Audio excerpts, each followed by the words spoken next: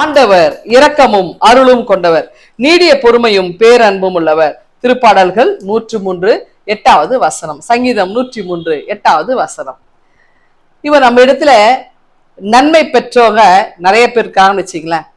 நம்ம கிட்ட நிறைய நல்லது செஞ்சிருப்போம். அப்படி நன்மை பெற்றவங்க ஒரு மாதிரி நன்றி கெட்டதனமா நமக்கு எதிராக செயல்படும் போது நம்ம மனசு எப்படி இருக்கும்? ரொம்ப வலிக்கொள்ள, நான் இவ்வளோ செஞ்சேன், இவங்களுக்கு இப்படி நடந்துக்கிறாங்களே, நன்றி உள்ளமே இல்லையே இவங்க கிட்டே அப்படின்லாம் நம்ம பல நேரம் நம்ம யோசித்து நொந்து கொள்வோம். அவங்கள நமக்கு மன்னிக்க தோணுமா அப்படின்னு கொஞ்சம் அது கேள்விக்குறிதாங்க.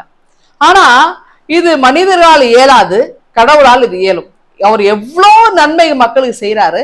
ஆனாலும் மக்கள் என்ன செய்யறா, பல நேரங்கள அந்த நன்றி இல்லாமல் கடவுளை மறந்து தூர ஓடுற நிலைமை.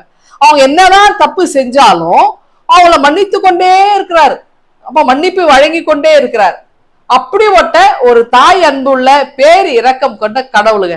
ஒரு உதாரணம் பார்த்தீங்கன்னா, இஸ்ரேல் மக்கள் வாழ்க்கையில் எவ்வளவு நிறைய அற்புதங்களை செஞ்சார். எகிப்துல இருந்து அவங்க விடுதலை ஆகி வரும்போது இந்த ரெவிதீம் அப்படின்ற இடத்துல தங்கி இருக்கிறாங்க. தங்கும் போது அவங்களுக்கு உணவு கிடைக்கல. அப்போ எல்லாரும் மோசையை என்ன செய்யறாங்கன்னா முணுமுறுக்கிறாங்க. நாங்க எகிப்து, அவங்க உள்ளமெல்லாம் எகிப்துல தான் இருந்துச்சு. எகிப்துல நாங்க இருந்து அப்படி இருந்திருப்போம், இப்படி இருந்திருப்போம், எகிப்தியே நினைச்சிட்டு இருக்கிறாங்க. அங்கிருந்து விடுதலை வந்துட்டோமே, அப்பா தப்பிச்சோண்டா அப்படின்ற எண்ணம் அவங்களுக்கு இல்லை. ஆனாலும் வெளியில வந்தா கூட அவங்க அந்த பழைய வாழ்வையே நினைச்சிட்டு இருக்காங்க, எகிப்தியே நினைக்கிறாங்க. இப்ப இந்த இடத்துல நின்று மோசே எதிராக இவங்க செயல்படுறாங்க. அப்ப முணுமுறுக்கும் பொழுது கடவுள் என்ன செய்யறான்னு அதையும் மன்னித்து உணவு கொடுக்குறாரு. செங்கடலை 2ஆ பிளந்தவருக்கு இது லேசான காரியம் இல்ல. இது ஏன்னா அந்த மக்கள் அதை உணரவே இல்லைங்க.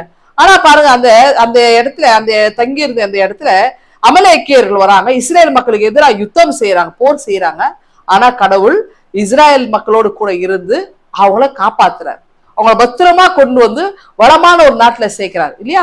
அப்போ கடவுள் அந்த மக்களோடு கூட இருந்து அந்த இடத்துல மக்களுக்கு வெற்றி கொடுத்தாரு இல்லையா? அந்த இடத்துல மோசே என்ன செய்யறாரு, ஒரு பலிபீடத்தை கட்டி அங்க யெகோவா நிசின்னு பேரை வைக்கிறார். அப்போ பாருங்க, கடவுள் நம்மை பாதுகாக்கிறார், கடவுள் நம்மை வழி நடத்துறார், கடவுள் நம்ம என்ன தவறு செய்தால் நம்ம ஏற்றுக்கொள்கிறார், மன்னிக்கிறார். ஏனென்றால் அவர் தாயுள்ளம் கொண்ட இரக்கம் உள்ளவராய், பேர் இரக்கம் கொண்டவராய் இருக்கிறார். அப்போ கடவுள் நம்மை மன்னிச்சு இருக்கிற போல நாமும் பிறருக்கு மன்னிப்பை வழங்குவோம், பிறரையும் நாம் ஏற்றுக்கொள்வோம், அன்போடு இரக்கத்தோடு பிறரை அணுகுவோம். இந்த சிந்தனையோடு இந்த நாளை நீங்கள் துவங்குங்கள். ஆண்டவர்களை ஆசீர்வதிப்பாராக. ஆமென். எங்கள் அன்பின் ஆண்டவரே, உண்மை போல நாங்களும் எல்லா மனிதரிடத்திலும் அன்பையும் அரவணைப்பையும் கொடுக்க கிருபை தாரும். மீட்பர் இயேசுவை ஜெபிக்கிறோம் எங்கள் அன்பின் கடவுளே. ஆமென்.